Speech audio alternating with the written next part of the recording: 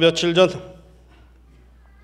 일산인가 파주에서 여중생 2명이 동반 자살을 시도했습니다. 어느 빌딩 지하에서 둘이서 수면제를 다량으로 먹고 자살하려 한 것인데 그 빌딩 CCTV에 그 장면이 잡혔습니다.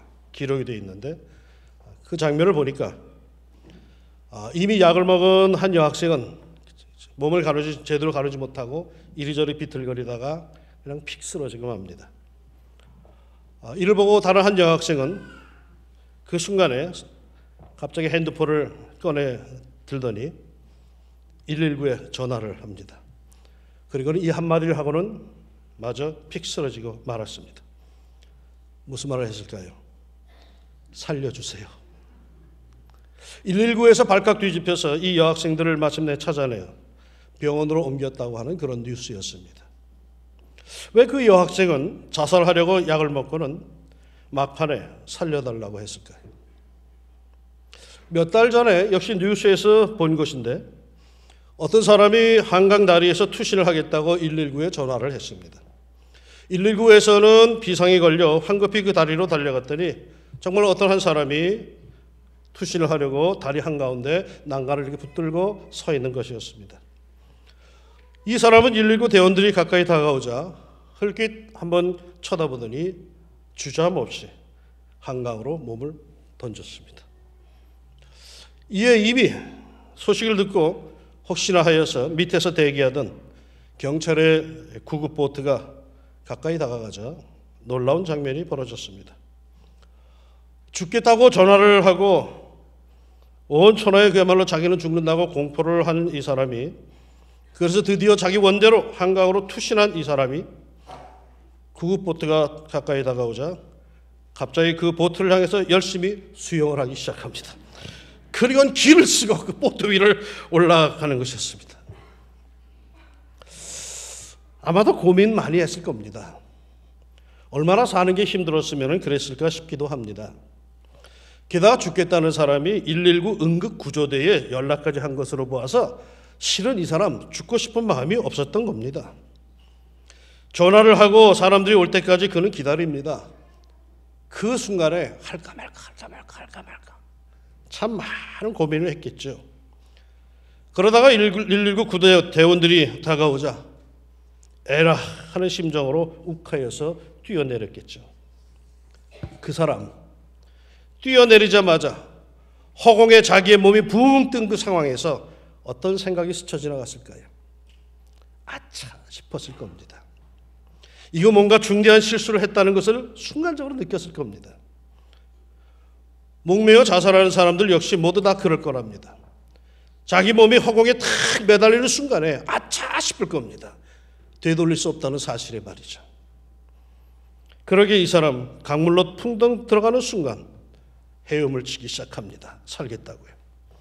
그리고 보트가 다가오자 필사적으로 그리로 헤엄쳐 갑니다. 만물의 본능은 사는 겁니다. 죽는 게 아닙니다. 만물의 본능은 생명입니다. 그러기에 우리는 생명에 대한 경외심을 갖고 살아야 하는 거죠. 그럼에도 왜 여전히 우리 사회에는 죽음의 권세가, 자살의 권세가 여기저기 힘을 여전히 드러내고 있는 걸까요? 이스라엘 백성들은 광야 40년 생활을 마치고 이제 가나안 땅에, 약속된 축복의 땅에 들어가게 되었습니다. 이제 막 그 축복의 대지로 들어가려는 백성들에게 하나님께서는 모세를 통하여서 말씀하십니다. 보라, 내가 오늘 생명과 복과 사망과 화를 네 앞에 두었나니. 하나님께서는 우리 앞에 생명과 복, 사망과 화를 두셨답니다. 그거 참 하나님은 이상도 하시지. 그냥 두시려면 그냥 생명과 복만 두셔도 될 텐데 사망과 화는 왜 두셨을까요? 아직 끝이 아니기에 그렇겠죠. 이 세상에서의 삶은 아무리 복에 복을 받았다 할지라도 아직 끝난 것이 아닙니다.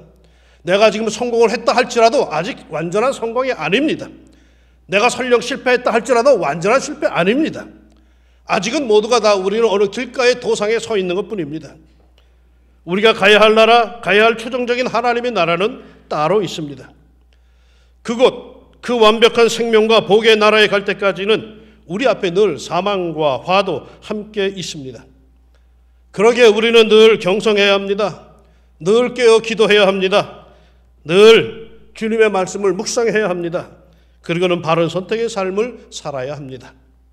보십시오. 16절에 곧 내가 오늘 네게 명령하여 네 하나님 여호와를 사랑하고 그 모든 길로 행하며 그의 명령과 규례와 법도를 지키라 하는 것이라. 그리하면 네가 생존하며 번성할 것이요 또 내 하나님 여호와께서 네가 가서 차지할 땅에서 네게 복을 주실 것임이니라. 우리 앞에 생명과 복, 사망과 화를 두었는데 생명과 복을 얻을 수 있는 길 선택하는 방법은 여호와 하나님을 온 정성과 뜻과 마음과 힘을 다하여 사랑하고 섬기며 그 말씀에 순종하고 지키는 것입니다. 이렇게 한다면 말이죠. 이런 약속을 해주셨습니다. 내가 생존하며 번성할 것이요 또 내 하나님 여호와께서 내가 가서 차지할 땅에서 내게 복을 주실 것임이니라. 그런데 만약에 말이죠. 만약에 17절을 보십시다. 그러나 내가 만일 마음을 돌이켜 듣지 아니하고 유혹을 받아 다른 신들에게 절하고 그를 섬기면, 그러니까 하나님을 향하던 마음을 돌이키고 하나님의 말씀을 거절하고 그리고 유혹을 받아서 다른 신들에게 절하고 그들을 따라간다면은 무슨 일이 생기는가? 18절 내가 오늘 너희에게 선언하노니 너희가 반드시 망할 것이라. 너희가 요단을 건너가서 차지할 땅에서 너희의 날이 길지 못할 것이니라. 반드시 망한답니다. 하나님의 백성이 하나님의 법도를 따르지 아니하고 세상의 법도를 따라가면, 유혹을 받아 선동을 당해서 세상 길을 따라간다면 그 좋은 땅, 그 좋은 축복의 땅, 가나안 땅에 들어가서 반드시 망한답니다. 성공했다고 하면서 망한답니다. 복을 얻었다라고 하면서도 망한답니다. 결코 그 좋은 곳에서 오래 그것을 누리지 못한다는 말씀이죠. 그러면서 하나님은 다시 말씀하십니다. 19절에 내가 오늘 하늘과 땅을 불러 너희에게 증거를 삼노라. 내가 생명과 사망과 복과 저주를 내 앞에 두었은즉 너와 네 자손이 살기 위하여 생명을 택하고 네 하나님 여호와를 사랑하고 그의 말씀을 청종하며 또 그를 의지하라. 우리 앞에 생명과 사망, 복과 저주가 놓여 있음을 분명한 사실입니다. 약속의 땅 가나안에 들어가서도 여전히 그 양자택일의 일이 우리에게 놓여 있습니다. 그 상황에서 하나님은 내가 무엇을 택하기 원하시는가? 너와 네 자손이 살기 위하여 생명을 택하고 내 하나님 여호와를 사랑하고 그의 말씀을 청종하며 또 그를 의지하라. 하나님은 나와 내 가족이 생명을 택하고 하나님을 사랑하며 말씀에 순종하며 하나님을 의지하는 가운데 행복하기를 원하십니다. 생명의 축복 속에 머물기를 원하십니다. 더욱이 오늘 본문에서 우리가 주목할 것은요, 하나님께서는 당신의 백성들에게 부탁하고 계시다는 사실입니다. 명령이 아닙니다. 19절에 너와 네 자손이 살기 위하여 생명을 택하고 해서 이 택하고라는 히브리어 단어를 살펴봤더니 바하르라고 하는 히브리어 단어인데 그 사전에 본래 의미를 쭉 살펴봤더니 그럽니다. 이 택하고 바하르는 언제나 신중하게 잘 생각해서 행한 선택이라는 의미를 포함하고 있다고 합니다. 즉흥적으로 선택하는 것이 아니라는 겁니다. 오랫동안 생각했다는 것입니다. 생각을 하고 또 하고 또 하고 신중하게 생각하고 그리고 선택해야 하라는 것입니다. 그뿐만이 아니라 20절에 하나님 여호와를 사랑하고 청종하며 의지하라는 이 말투도 강한 명령형이 아닙니다. 이거는 권유하는 투로 말씀하고 있다는 사실입니다. 복과 저주, 생명과 죽음이 우리 앞에 있답니다. 그러니 이런 우리를 향한 하나님의 마음은 너는 제발 복과 생명을 택해라. 그래서 행복하게 살아라 입니다. 하나님은 내가 환하게 웃으며 늘 감사하며 살기를 원하시지 늘 양심의 가책에 허덕이면서 어둡게 살기를 원치 않으십니다. 그러면서 동시에 하나님은 억지로 우리를 끌지 않으신다는 것입니다. 하나님은 우리를 존중하시기에 우리에게 선택권을 주셨습니다. 이른바 자유의지를 주셨습니다. 창세기 1장에 보면은 하나님이 당신의 형상대로 인간을 만들었다라고 합니다. 하나님의 형상대로, 하나님의 형상, 이게 뭘까요? 제가 생각하기에는 이것이 바로 자유의지가 아닐까 생각됩니다. 여호와 하나님은 그 이름 그대로 스스로 존재하는 자, 곧 바람 같은 분이십니다. 그러게 성령 하나님이 오순절에 처음으로 임하셨을 때의 그 모습이 강한 바람 같은 모습이었다라고 하죠. 진정한 자유로움, 그 자유 자체의 모습인 것입니다. 이토록 자유를 그 본질로 하는 분께서 당신의 형상대로 인간을 만들 때 아무려면 또 다른 형태의 노예를 만들었겠습니까? 노예, 종은 천사로 족합니다.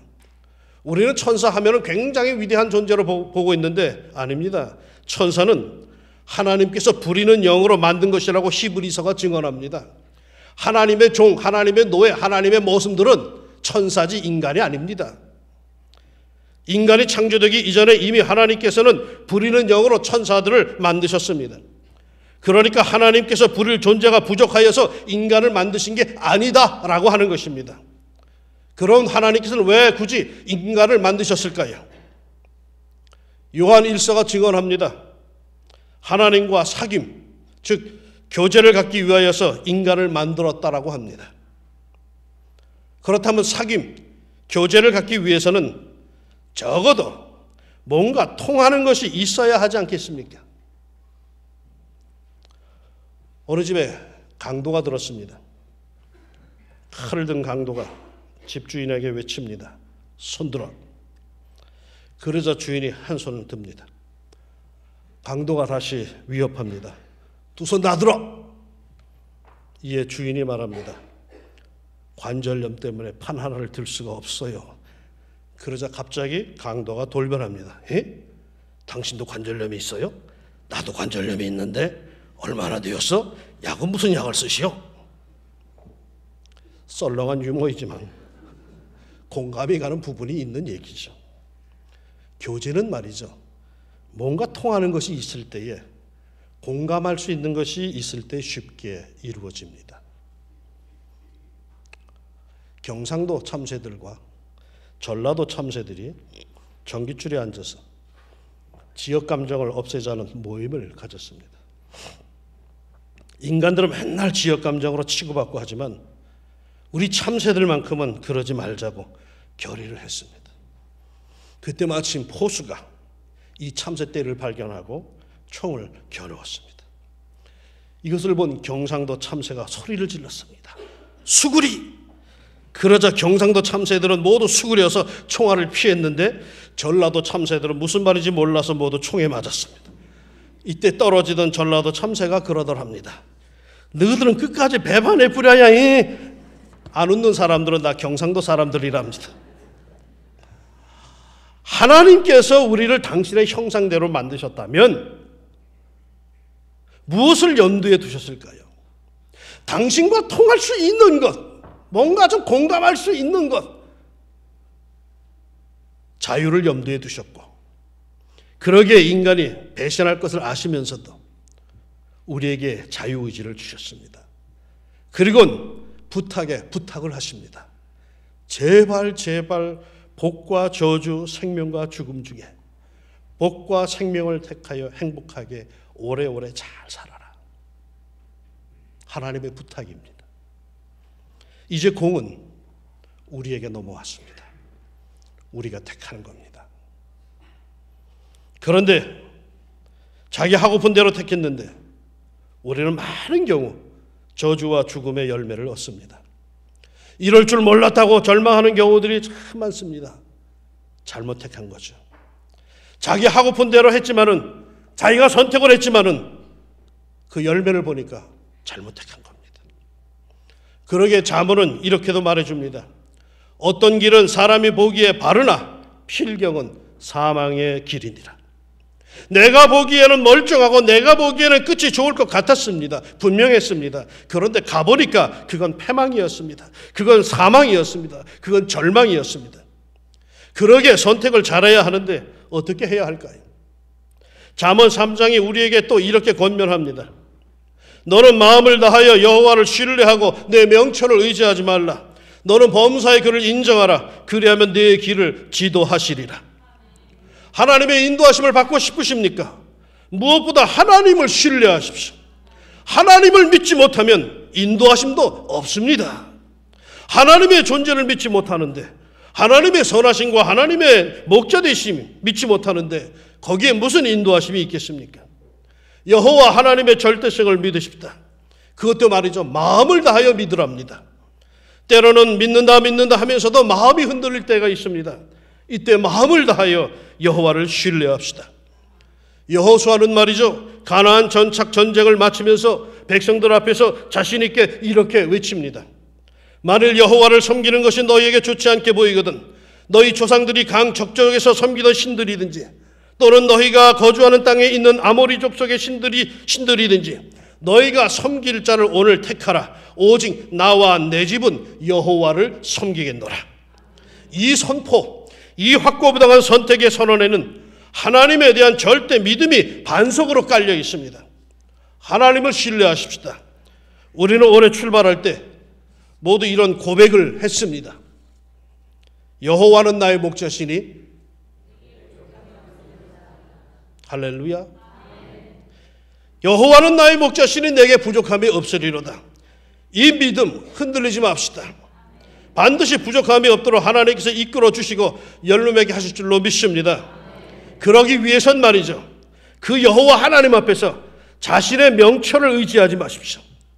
지혜의 근본이신 하나님 앞에서 머리를 굴리는 것은 얼마나 우스운 짓입니까? 이게 얼마나 어리석은 짓입니까? 자식 키워본 분들은 다 아시겠지만 그 어린 것들이 와가지고 부모 앞에서 머리를 굴리는 거 눈에 보이는데 얼마나 우습습니까? 차라리 하나님 앞에서 순박한 마음으로 우리 하나님을 신뢰합시다. 아울러 범사의 그를 인정합시다. 뭘 인정해요? 이 일을 통해서 하나님께서는 나를 도와주시기 원하신다는 사실을 인정합시다. 이 일을 통해서 하나님께서는 영광받기를 원하신다는 사실을 인정합시다. 이 일에 하나님께서 복을 주시면 그것이 무엇인지 나는 성공할 것이란 사실을 인정합시다. 하나님께서 내 전공, 내 직업에 대해서 얼마나 아실까요? 하나님은 오늘날의 그 다양한 직업에 대해서 일일이 어떻게 다 아실까요? 그러나 분명한 사실은 그것이 무엇이든지 어떤 것이든지 하나님께서 복을 주시면은 만사형통 대성할 것이고 내가 하는 일이기에 내 직업이기에 하나님께서도 그것에 관심을 갖고 계시다라는 사실입니다. 그러기에 나는 내 직업의 문제를 갖고 기도하면은 기도하는 중에 하나님께서는 내게 놀라운 지혜를 주실 줄 믿습니다. 출애굽기 31장에 보면은 이런 말씀이 나옵니다. 하나님의 영을 그에게 충만하게 하시어 지혜와 총명과 지식과 여러 가지 재주로 정교한 일을 연구하며 하나님께서 성전을 짓도록 성막을 짓도록 지시하시면서 그 성막을 짓는 모든 전문적인 분야의 일들을 하나님께서 각 사람들에게 성령을 부어주시고 지혜를 주셔서 지혜롭게 그 일을 감당하게 하셨다라는 것입니다. 인종차별의 분위기가 남아있던 시절에 미국 의회에서 흑인으로서 연설을 해서 가장 긴 시간 박수를 받은 위대한 흑인 과학자가 한 명이 있습니다. 일명 땅콩 박사라고 불리는 조지 워싱턴 카버입니다. 그때까지 사람들은 땅콩을 그저 콩으로 먹는 정도로만 여겼습니다. 그런데 이 조지 워싱턴 카버는 이 땅콩으로 잼뿐만 아니라 땅콩으로 할 수 있는 모든 요리를 다 개발해냈고 그뿐만 아니라 한 걸음 더 나아가서 이 땅콩으로 페인트를 만들고 플라스틱을 만들고 하는 화공업계까지도 이 땅콩 활용법을 연구해냅니다. 무려 땅콩으로서 만들 수 있는 350가지의 땅콩 활용법을 이 카버가 만들어냅니다. 그래서 의회에서는 그를 초청해가지고 박수를 쳐줍니다. 당신이 그 하잘것없는 땅콩 하나에서 어떻게 그렇게 수많은 350가지 이상의 그 활용법을 만들 수 있었느냐?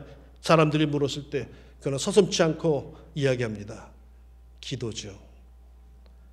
땅콩을 연구하며 하나님께 기도할 때마다 하나님께서 자신에게 지혜를 주셨다는 고백입니다. 하나님이 땅콩에 대해서 박사시라는 얘기 아니겠어요? 땅콩만 그러겠어요? 세상에 그 작디 작은 땅콩 하나에서 350가지 이상의 사용법을 만들도록 하나님께서 그에게 지혜를 주셨다. 그 전에 사람들은 꿈도 꾸지 못했던 일 아닙니까? 범사의 모든 일에 내 직업 현장에 하나님을 인정합시다. 하나님이 뭘 이런 것까지 다 아시겠어? 하나님은 모르시죠. 그러나 하나님이 지혜를 주셔요. 뭐 장사하는 것까지 하나님이 다 아시겠어? 그러나 하나님이 잘하는 방법을 주세요. 범사에, 모든 일에, 내 직업 현장에 하나님을 인정합시다. 그래야만 하나님께서 내게 가르쳐 주실 겁니다. 그래서 잠언이 그렇게 말하지 않습니까? 너는 마음을 다하여 여호와를 신뢰하고 내 명철을 의지하지 말라. 너는 범사에 그를 인정하라. 그리하면 내 길을 지도하시리라. 우리는 늘 갈림길에서 당황하지요. 이 길을 가야 할까? 저 길을 가야 할까? 그런데 명심합시다. 순간의 선택이 평생을 좌우한다고 하나님 앞에서 우리의 선택이 영혼을 좌우할 수 있습니다. 이토록 중요한 선택, 내 머리로만 할 수 있습니까? 내 인생 경험으로만 할 수 있습니까? 내 지식으로만 할 수 있습니까? 하나님의 사람들에게는 여기에 플러스 알파가 한 가지가 더 있습니다. 고린도전서 2장 13절이 이렇게 말해줍니다. 우리가 이것을 말하거니와 사람의 지혜가 가르친 말로 아니하고 오직 성령께서 가르치신 것으로 하니 영적인 일은 영적인 것으로 분별하느니라. 성령 충만하십시오. 성령께서 가르쳐 주십니다. 오랫동안 교회를 잘 섬기던 목사님이 은퇴를 하시고 젊고 유능한 목사님이 새로 그 교회에 부임하셨습니다. 그런데 이 젊고 유능한 목사님이 부임하자마자 연이어 교인들의 장례가 터져서 이 목사님은 장례를 치르느라고 거의 쫓아다니느라고 정신이 없었습니다. 설교를 제대로 준비할 시간적 여유를 전혀 갖지 못한 이 목사님은 할 수 없이 4주 동안 연속해서 같은 설교 같은 주제로 반복해서 했습니다. 반복되는 설교를 들은 몇몇 장로님들이 은퇴한 원로 목사님을 찾아가서 이 사실을 일러 바쳤습니다. 장로님들의 이야기를 들은 목사님이 말씀하셨습니다. 그래요? 그런데 설교 내용이 무엇이었습니까? 원로 목사님의 질문을 받은 장로님들은 당황했습니다. 아무리 생각해도 지난주일 설교 내용이 기억이 나지를 않습니다. 서로 얼굴을 쳐다보고 머리도 긁어봤지만 마찬가지였습니다. 여러분은 지난주일 제 설교 제목 기억나십니까? 요즘 저의 설교, 근 한 달 동안 양의선 목사의 설교 주제가 뭡니까? 성령 충만입니다. 사랑하는 교우 여러분, 성령 충만하십시오. 우리 예수 믿는 사람들의 가장 평범한 인사 같지만은 가장 중요한 겁니다. 성령 충만하십시오. 성령 충만은 이상한 무당이 되는 게 아닙니다. 가장 그리스도인답게 사는 길입니다. 성령 충만하십시오. 거기에 성공의 길이 보입니다. 성령께서 가르쳐 주십니다. 무엇을 택할 것인지 성령께서 인도해 주십니다. 그리고 마침내 올바른 것을 하나님께서 그토록 원하시던 것을 선택하게 될 것입니다. 내가 생명과 사망과 복과 저주를 네 앞에 두었은지 너와 네 자손이 살기 위하여 생명을 택하고 네 하나님 여호와를 사랑하고 그의 말씀을 청정하며 또 그를 의지하라. 그는 내 생명이시요 내 장수이시니.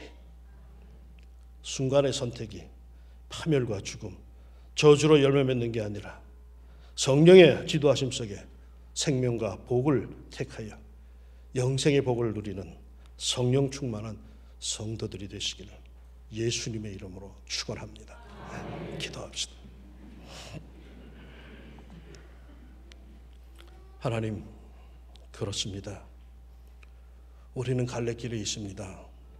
택해야 되는데 내 생각과 내 욕심으로는 이거 하고 싶은데 하나님의 사람으로는 왠지 좀 찜찜합니다. 내가 볼 땐 이것도 괜찮아 보이는데 그래도 내가 예수 믿는 사람으로 괜찮을까라는 생각도 듭니다.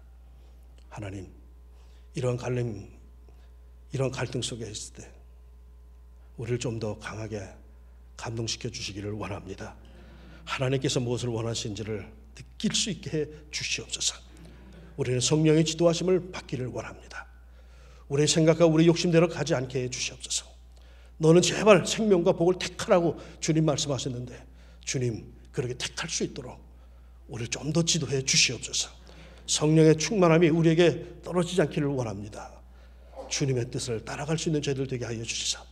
지금은 설령 많이 아프고 지금은 많이 손해를 보고 지금 많이 괴로워도 반드시 우리에게 큰 기쁨의 역사가 도래할 줄로 믿습니다. 끝나지 않은 것인데 괜히 지레짐작으로 절망하지 않게 하시고, 끝나지 않은 것인데 괜히 실패했다고 무너지지 않게 하시고, 끝까지 하나님의 나의 인도하심을 믿고 성령의 지시와 감동을 따라 하나님의 기뻐하신 그 길을 계속해서 용기 있게 나갈 수 있는 주의 백성들이 되게 하여 주옵소서. 예수님의 이름으로 기도합니다. 아멘.